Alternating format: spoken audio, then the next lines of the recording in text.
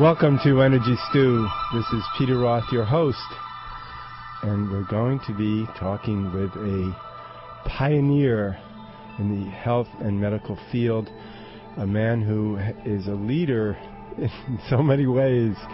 It's so exciting to have a guest today who I'm so impressed with, Dr. Norman Shealy. Hello, Norm. Hi, Peter. How are you? Oh, thank you. I'm so happy that you could join us. This is an opportunity for both me and our audience to find out more about what you're doing. And you've already done so much, and you're a leader in the field of pain management, of depression, and also of energy medicine. You have an MD and a PhD in psychology. You've written hundreds of books. I mean, it goes on, and it's really quite amazing. I'm sure you probably look at yourself in wonder and go, "Did I do all that?" Well, I've just done what has been fun. Hans Selye said you should strive in life to find a job that is not work but play. Well, it looks like you've played a lot and have contributed a lot. And not only that, but you keep on contributing. I know you're retired from your clinical practice. But I still work full-time doing research and writing. My newest book just came out a week ago, and I'm working on the next one. Well, what's the new book? Well, the new one is Medical Intuition, A Science of the Soul. And the next one will be Energy Medicine, the Future of Health. And you've been in those fields for a while now, so it's not new. It's just the books are new. That's right. Yeah, I mean, this is just sort of a summary of my work, of course, as well as that of others. And I guess I'd say my major focus is the broader field of energy medicine, and the comprehensive or holistic approach to health in general. Well, I see that. I've been examining your website and looking at some of the tools that you offer, including some CDs that I've been listening to that I hope we'll have some time to talk about, because that's very alternative and very powerful in healing very important chemistry of the body. Well, it's true. Actually, it has been known for almost 100 years that 80% of illnesses can be cured if people just do the right kind of what I best call self-regulation, mental techniques, not just for relaxation, but actually for retraining the nervous system and the physiology of the body. I guess my basic favorite is plain old autogenic training. J.H. Shoup started in 1912, published his first book in 1932, and his six-volume work in 1969 with 2,600 scientific references. And by autogenic, you mean? Well, autogenic means self-generated, of course, and it's a very refined form of self-hypnosis, which, if people will do it, can retrain the nervous system and put it into the right gear, so to speak. It's very simple. My arms and legs are heavy and warm. My heart beats calm and regular. My breathing's free and easy. My abdomen is warm. My forehead's cool. My mind is quiet and still.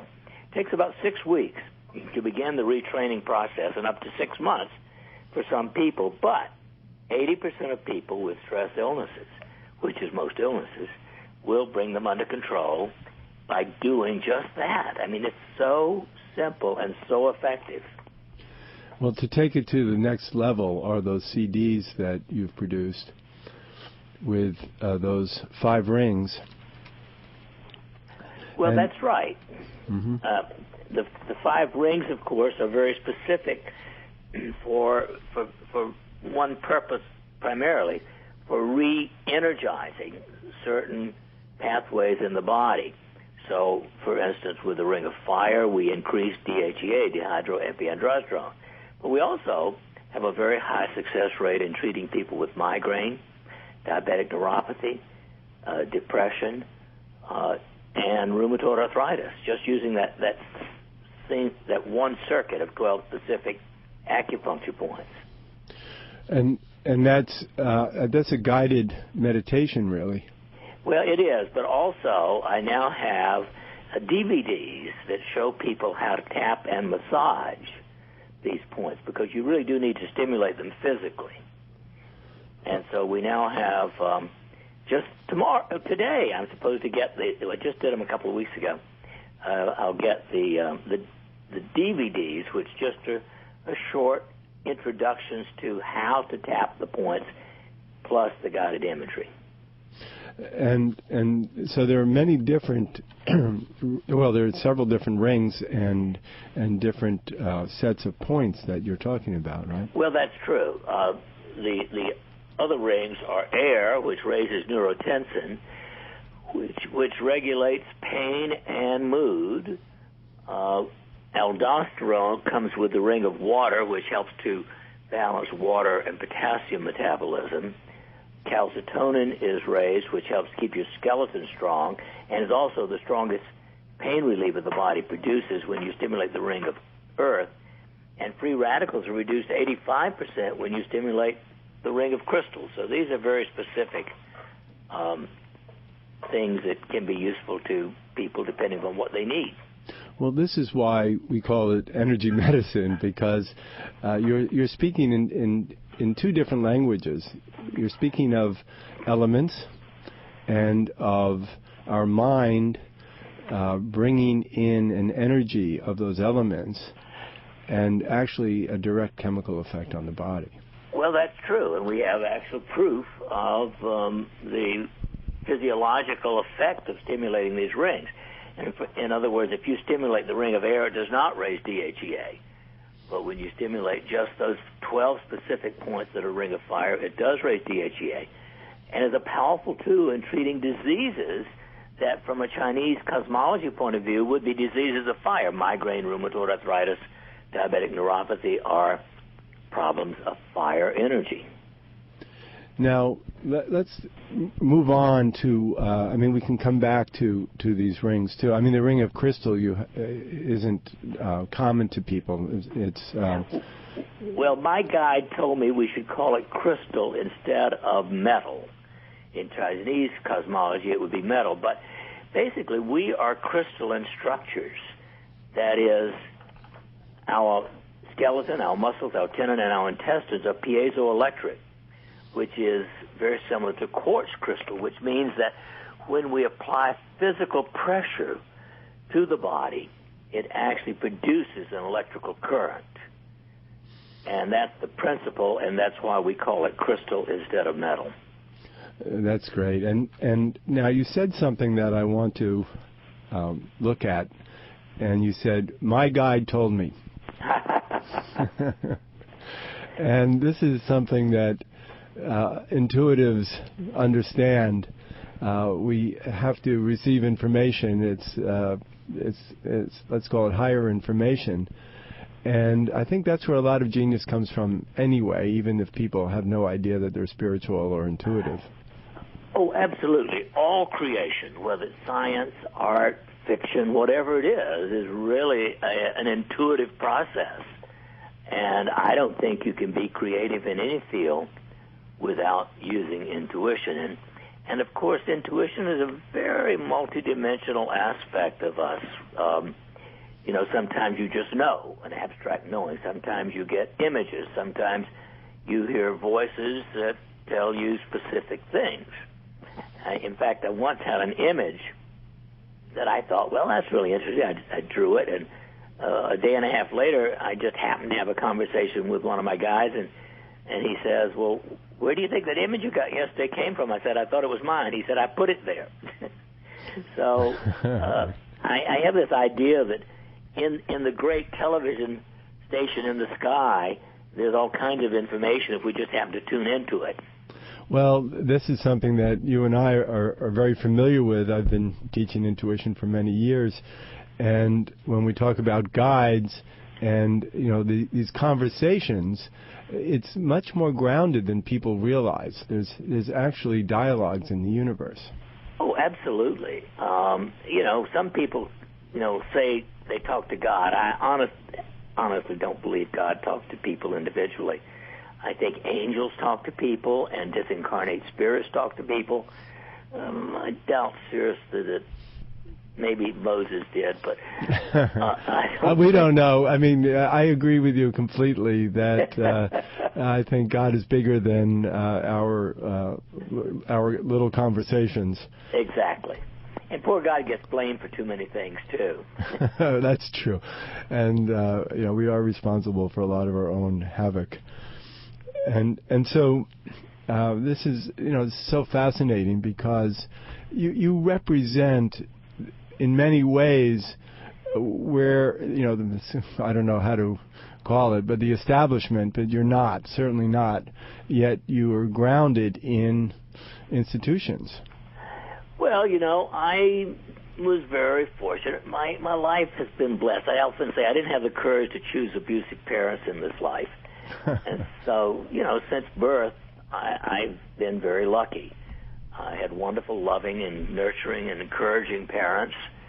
And I happened to have been a bit of a nerd when I was younger. And I did a lot of focus in my academic world. I attended great universities and had good training. In fact, interestingly, people have often told me, we wouldn't believe you if you came from California, but since you're from the Midwest, it must be true. That's interesting. Sure. So you're working on many different levels because obviously, intelligently, you've had received many degrees, and you've established yourself as a physician in the world, working in the White House and et cetera. This is, but I also believe that part of your gift is that from that background, you have more to know intuitively. Well, I think that's true. Some of us are more open, if you will. A lot of people, I guess, are rather afraid to explore these kinds of things. To me, I guess I've always been open. I'll never forget when I was taking a math course in high school, and we were supposed to write down all the ways in which we got to the answer. And my teacher said, "Oh, Norm, you know what to do. Just write the answer." And she recognized that, I could go through all the steps, but I didn't need to. Well, and I think that's true for intuition in general. I know that so many times in my life I've just known things I didn't understand why I knew them. And even now, lately, I've been working with a scientist on some technical breakthroughs, and I hear information that, and I say to the scientist, well, this is what I'm getting, and I give him, some details, but I say, I have no idea what I'm talking about. And then he says, but it fits perfectly what I'm looking for. Well, that's good intuition all the way. Right, and so we need to have faith in that. We don't have to have all of these degrees that we've accumulated. Well, that's a wonderful point. And knowledge to actually hear and see and know things that can move us forward in dynamic new ways. Well, the man who created hydraulic steering and hydraulic brakes had a high school diploma.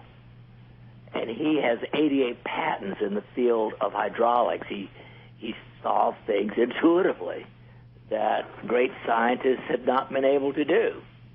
Right. And one scientist I'm working with has the breakthrough technology for fusion energy, and he doesn't have any advanced degrees. Yeah, well, a number of really brilliant people have been able to come up with some of our greatest inventions without having gone through the sometimes stultifying effects of education. Right. I've had people say, well, what's this guy's background? And if I say, well, it's not in the mainstream, they'll say, well, now I believe him all the more. Well, both sides. I mean, it's like everything else. Character, for instance, has no limits to race or gender or ethnic background of any kind. The character is an innate thing that I think we bring in with us, having accumulated it through many lifetimes.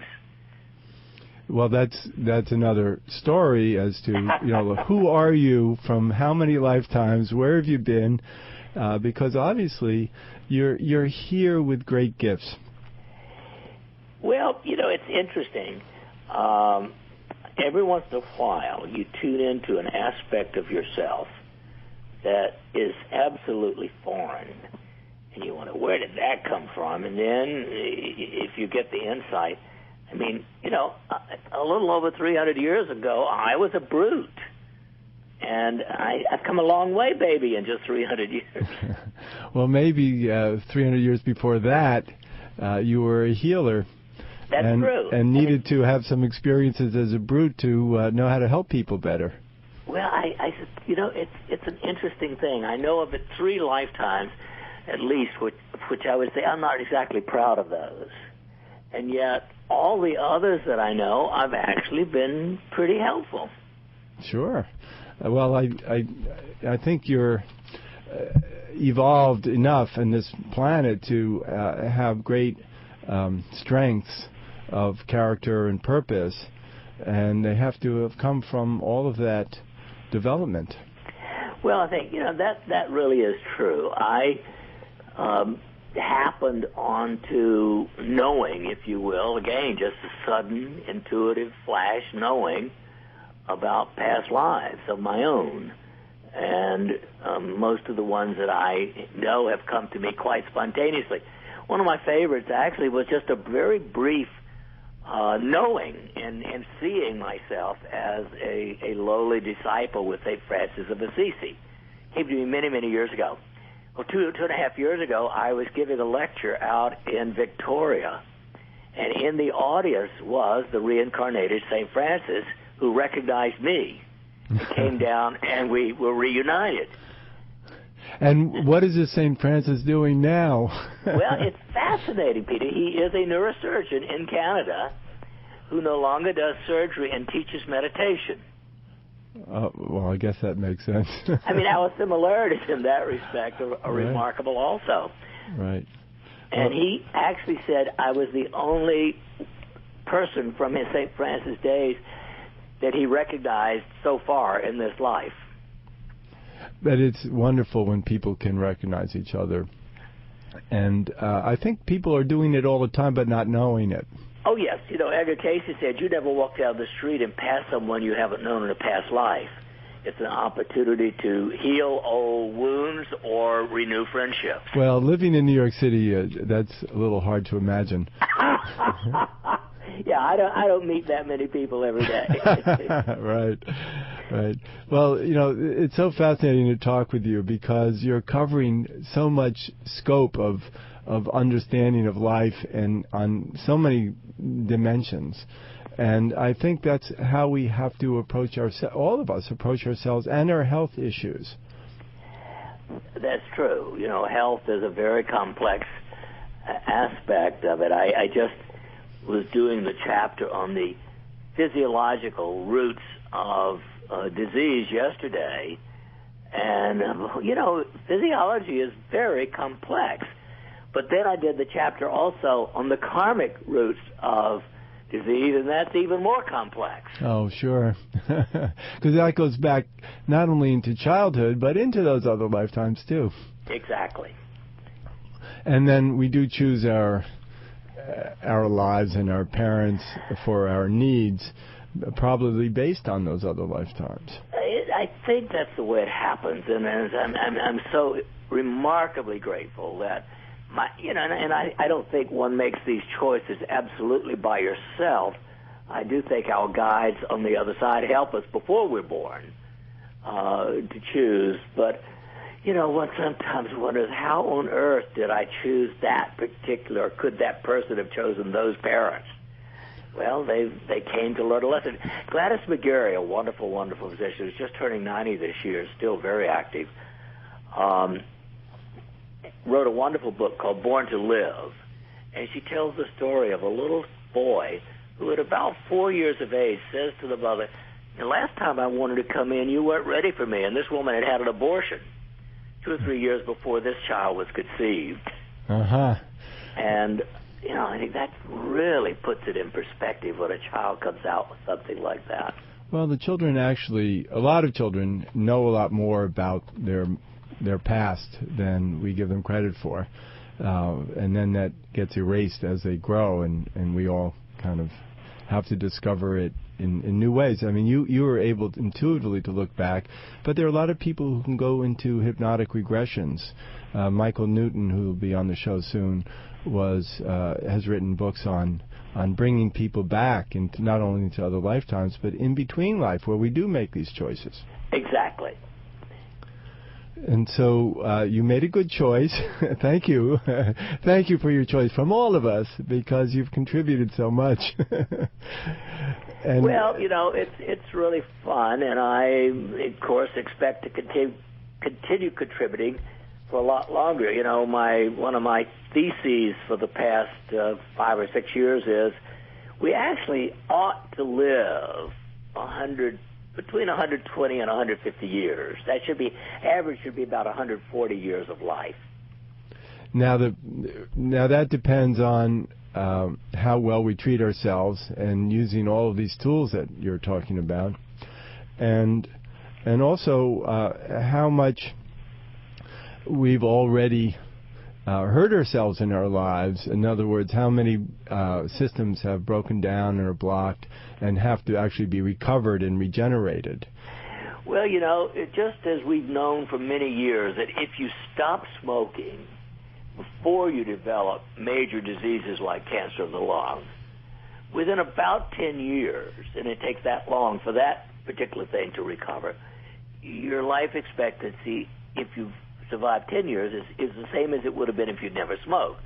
Well, so I think we can repair some of the serious damage. People who drink a lot, excessively, if they do it before they develop cirrhosis, can repair the damage.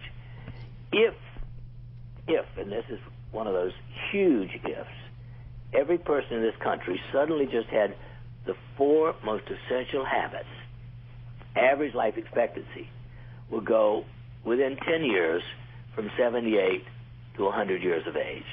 We would increase average life expectancy 22 years just by taking up 4 essential habits, and only 3% of Americans have all 4 of these habits, well, which is please tell us. no smoking. Okay. A body mass index of 18 to 24.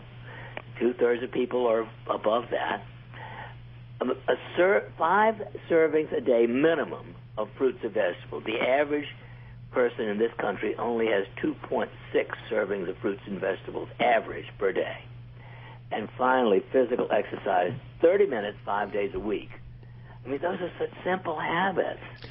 And I go to conferences where people supposedly are interested in health, and at the most at those conferences, about 25% of the people will have the habits. So, it's like I say to people who smoke, I wouldn't worry about anything else in health. If you're not willing to give up smoking, forget about it. Mm-hmm. I mean, even saints can only take so much arsenic and survive. And there's no point in worrying about the rest of your health habits if you're going to smoke. Well, let's talk about the fruits and vegetables. Five times a day often is impractical for busy people. Now, Peter, peanut butter is a vegetable, and natural peanut butter.